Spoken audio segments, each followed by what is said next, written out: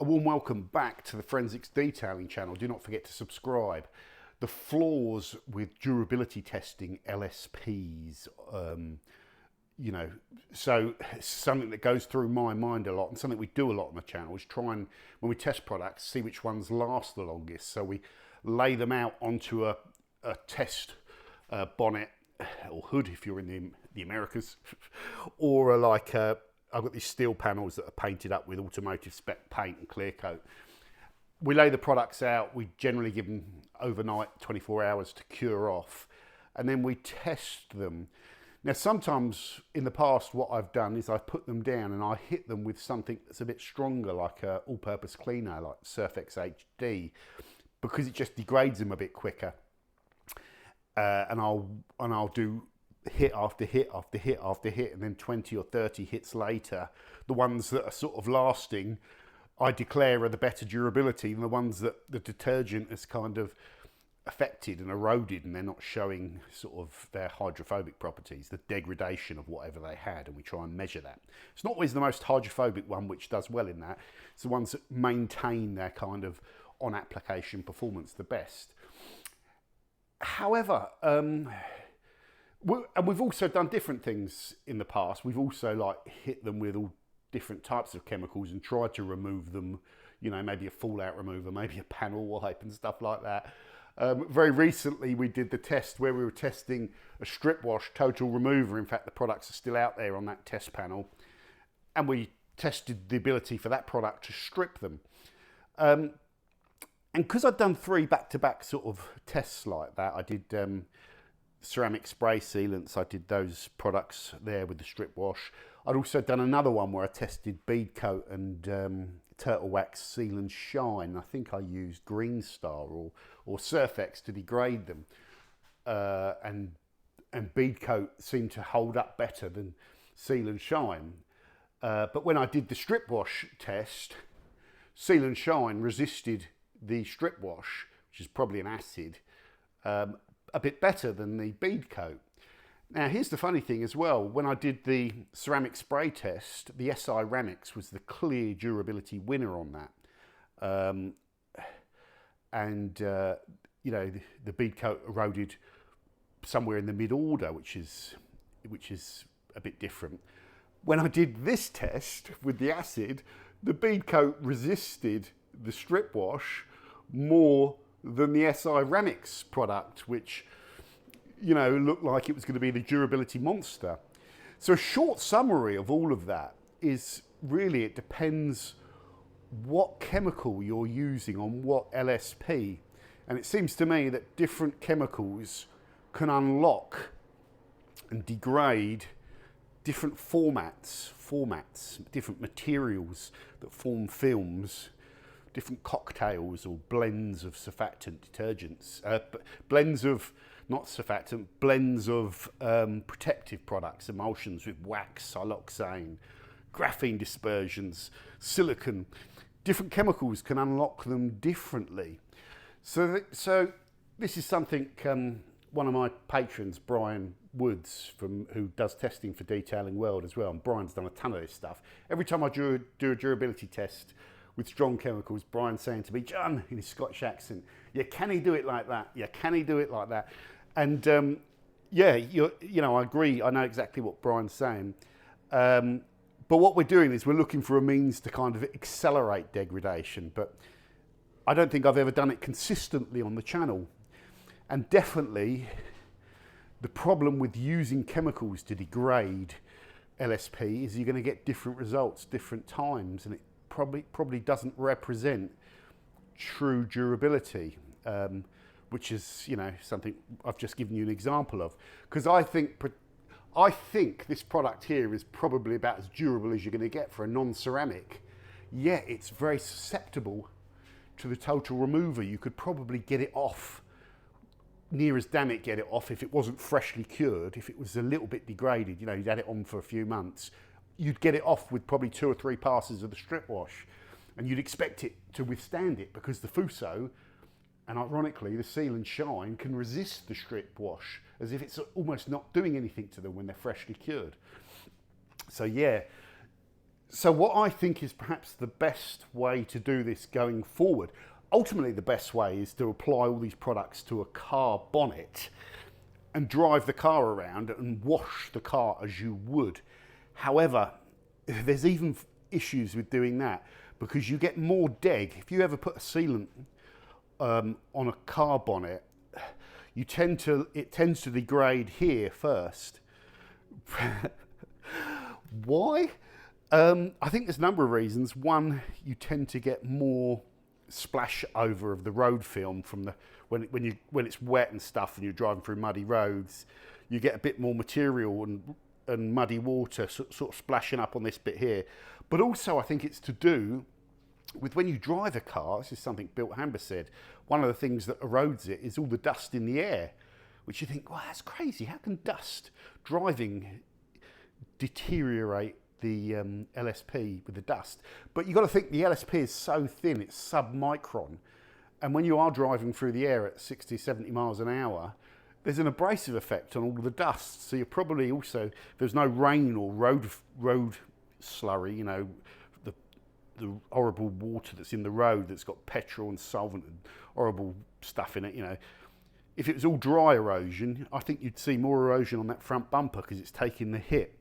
So even putting products out here, you have to be kind of careful and probably do them in a strip somewhere as best you can on a horizontal panel. So that's got flaws as well. And the problem with doing that is some of these products will last 6 months to 12 months nowadays. And it's very difficult, you know, to do videos. You need a fleet of cars almost that you could put them on and drive those cars around. So it's difficult to do those long-term tests. So I think the best compromise is probably putting them on a test panel that sits outside, and then you have a bucket of water and normal shampoo, normal contact shampoo, something like Auto Wash, the normal Geon Bathe, not the Geon Bathe Plus. No shampoo that's got wax in it or conditioners or siloxane, you know, no ceramic shampoos, just pure shampoos. And say 2 times a day or 3 times a day, just consistent, and mark how many wash cycles you've done.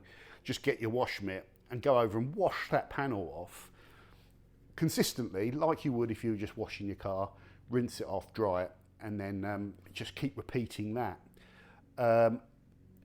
And say if you put it through 30 wash cycles, you know, over 2 weeks, you also it gets rained on and it gets stuff falling on it. So it simulates being outside, it helps, whereas inside nothing affects it. And I think that's a pretty good comparison. And I think if you do that, you rule out a degradation from chemicals that you're unlikely to really use to wash your car. So I don't really wash my car in Surfex. I don't wash my car in fallout remover. If I ever did, you know, for whatever reason, used a fallout remover or whatever, then I know I'm going to be degrading things, and I know, you know, if I'm using stronger chemicals, tar and glue remover, for example, I parked under a tree, so I go over it with TARDIS and then rinse the TARDIS off, or whatever, wipe the sap off, you know. I know I've really going to have degraded my chemical, my LSP. So yeah, that's food for thought, isn't it? And I think everyone kind of knows about this already, but it does introduce, the recent 3 tests I've done really brought it to my attention because the results were different every time, which goes back to the point about certain chemicals can unlock certain LSPs. Yeah, there's also the subject of cationic films. So some surfactants contain cationic surfactants which cling to the surface and are harder to rinse off the panel. They'll resist rinsing a little bit more. So you sort of need to give them a little buff as well, you know, really rinse aggressively and then just dry off with a towel or something, a clean towel, not an old dirty waxy rag-ridden, you know, grease-ridden microfiber cloth that you keep in your dashboard. A nice clean towel and just pick up that, what's left of that cationic film. Yeah, but I think that's the best way to do it, because when we did that ceramic spray, we used that method and we saw quite a nice deg, a good consistent degradation. what I find, or what I've noticed over the years, is when products are freshly cured on a panel and they're applied like fresh paint on a wall. They're very difficult to remove, and they can really resist like normal kind of stuff. They're at their kind of best when they're applied.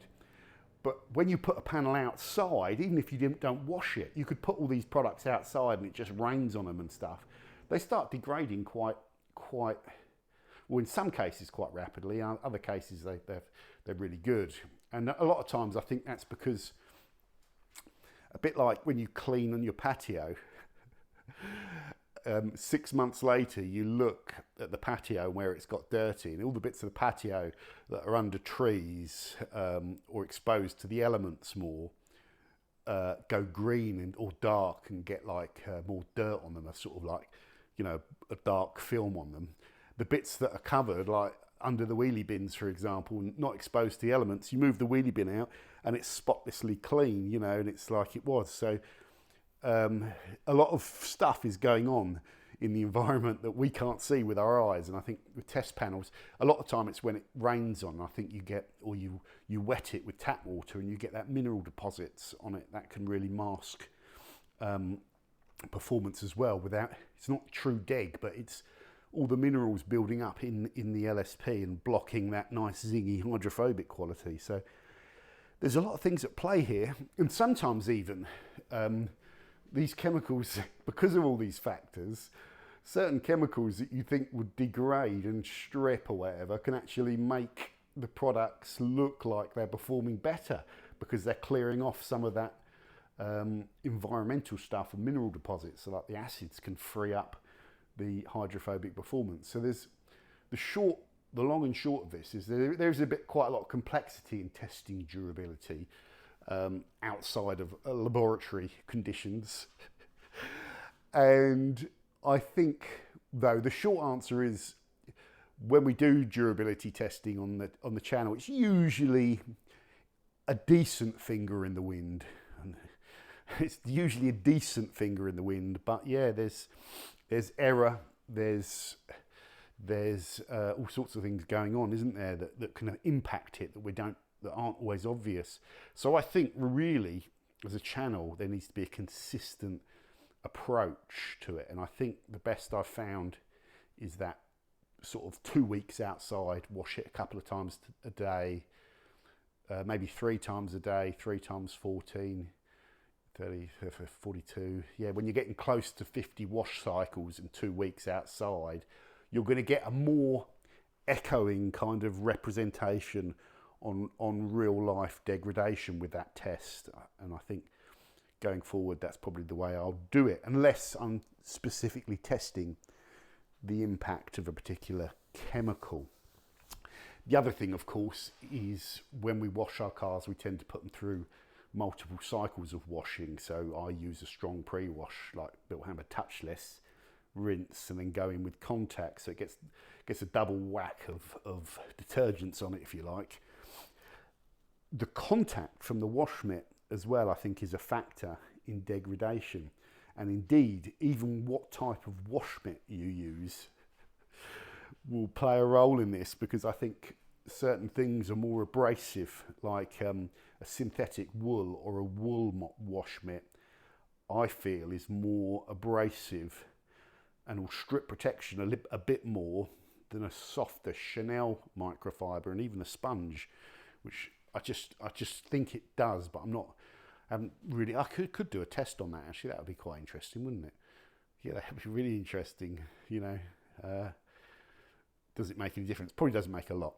Anyway, I thought this would make a interesting video. Let me know your thoughts on all of this. But I think at the end of the day, you know, as YouTubers, we can only kind of just do our best to kind of come up with something which is going to give us some sort of idea. Chemical resistance is a desirable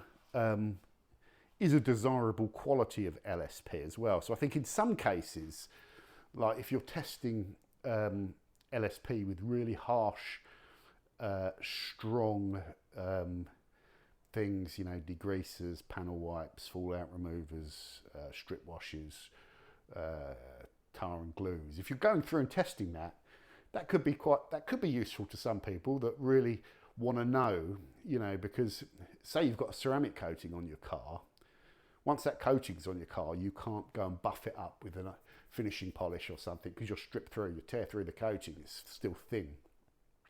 So you're reliant on chemical decontamination. A lot of the companies like Geon here, a lot of their decontamination products, like their water spot remover, for example, their tar and glue remover, which they've actually made milder, I think now, their fallout remover, their iron, they're examples of things you can use to decontaminate paintwork without having to clay, contact or polish. So yeah, it can be useful in certain circumstances to test all that. So yeah, food for thought. Put in the comments your opinion on all of this. But generally, I think as well, doing that test with the strip wash, which is in another video that I may or may have not published. We've got on this, you know, at the time that I published this, that one may or may not be published, but I've got Fuso, I've got Built Hamber Double Speed, I've got, what's over in there, Can Coat, S-Ceramics, Bead Coat, Seal and Shine, and then over there I've got Ultralock Plus, and then that's the control. I think I'd like to repeat that test. Polish the panel off, do exactly the same prep, degrease it, put those products down again, and then just do the normal durability wash test on them. And then we've got something to compare.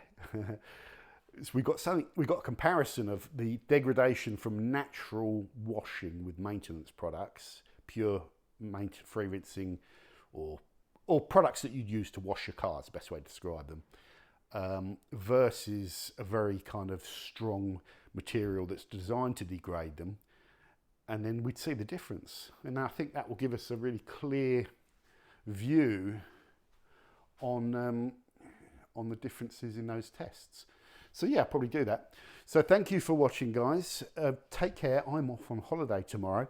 I buzzed my hair in the bin with my buzzer, my clippers, but it ran out of battery power halfway through when I was clipping them. And she's thrown the charger away. I can't find the charger anywhere in my house for love nor money. And I can feel the back of my head down there. I can feel that I haven't got some bits. I don't know if you can see any of that. So I'm going to be going on holiday with like a proper redneck mullet on the back. And I can't find anyone with a set of clippers to borrow quickly to whiz over and tidy it up before I go on holiday. So I've got to go on holiday with the old turbo redneck mullet. Never mind. Thanks for watching. As we've mentioned in other videos, coming soon, we'll have the waterless or rinseless. If you ever hear me say waterless, I'm just calling them waterless, but they're rinseless in theory, aren't they? That's the proper detailing thing for them. So they're rinseless concentrates. And we've got 12 of the best coming. These 4. We've also got ONR, we've got McKee's, we've got P&S, we've got DIY Detail, Koch we already got there. We've got the Labo Cosmetica one, I can't remember what it's called, Ingenious or something. Igneous, probably the Italian for water or no water. We've got the Wolfgang, we've got the Geon Eco Wash, which I haven't used yet. So I'll do a separate video, a bit like I did with the Wolfgangs, where I just use this and see what I think, you know, live kind of video. We've got the Auto Glim, which I've used before. Yeah, I mean, I used it a couple of years ago. This is a fresh bottle, and I can't really remember anything being wrong with it or anything like that. But I suppose I felt that some of the American brands have got a bit more pedigree in rinseless washing, have been doing it for longer, and it was a less desirable proposition to take the Auto Glim one. But then that sort of sentiment doesn't get factored in the test, but it can do when I'm sort of picking products that I want to just generally review. Like the DIY Detail is an example of that. I want to really keen to get that one because they've got such a good pedigree in kind of rinseless washes, haven't they? We've got Armour Supply, you know, the American brand. Carbon Collective are releasing one. If that's available in time, I'll get it in, but I can't keep waiting. And Lab as well. So I haven't used that one. I don't think I've ever used a Lab product. Maybe I think I've used their detailer once. That's about it. McKee's and DIY Detail, we're waiting for them to release new versions. Like they've both got V2s, I think. So we don't want to do the test with the old version. So that's fine. I'm going. Hopefully, by the time I'm back from holiday, those V2s should be in the UK, and then I can get my order in from Imran and start thinking about how I'm going to test these, which I've talked about in that rinseless video. It's going to be when I was talking about the Wolfgang, it's going to be very difficult to test these. And my preconceptions are that it may come down. Price will be very important in this test, a bit like the glass cleaners where they all kind of work. So it's like, do I want to pay 30 quid a litre for glass cleaner, or do I want to pay 2 or 3 quid a litre for glass cleaner if the 2 or 3 quid one is just as good? And that might be an idea. I got in a whole load of patrons for the glass cleaner test and got them to pick their favourites. And the Nil glass was picked a lot, and because it was also amazing value, it won overall, and it was a good product. They didn't have traceless though at that time. Bad timing to do a glass cleaner video, because I didn't even know this was being released at the time. But this would have probably won, because it's the only one really that seems radically chemically different to most other glass cleaners. They're using some other form of material like built hamber tend to do that's just supercharged, and it's like really strong, and it really wets out the surface well, and it's just a really good glass cleaner, superior glass cleaner as they call it, super wetting glass cleaner. It's just very good. That would have probably won, because it's also pretty affordable as well, relative. You know, it's always, built hamber stuff is always either the cheapest when you work it out, or if it's not the cheapest, it's usually the top quadrant, isn't it? That would have been like 4th or 5th on price, so it wouldn't have been penalised enough or lost enough marks on the value for money that it wouldn't have been able to stick out from the crowd, I think. But you never know unless you actually go back and do that testing again, which I'm not going to do, because that was a massive video, that glass cleaning one. I think we had about 30 products in there, and it took a lot of time. So if I wasn't using traceless, I would be buying 5 litres of Nil glass for like 9 quid, because it's really good. That's it. Other than that, I'm really interested in the results of this rinseless, because it means over the years, as I've built up all my best products, that's not the best tar and glue, but it's good enough to use, and then I'll get some more TARDIS. But over the years, I've gone through and compared and picked all of the products that I think, you know, were the winners in my best of tests. And I tend to use those, not always, but with rinseless, it's just been the case that I use whatever. Now I'll be using, after this test, I'll be using one that I know hits the mark. So yeah, there we go. I'm starting to lose my voice. Take care, don't forget to subscribe, and I'll see you soon on the Forensics Detailing channel. Adios. Doug.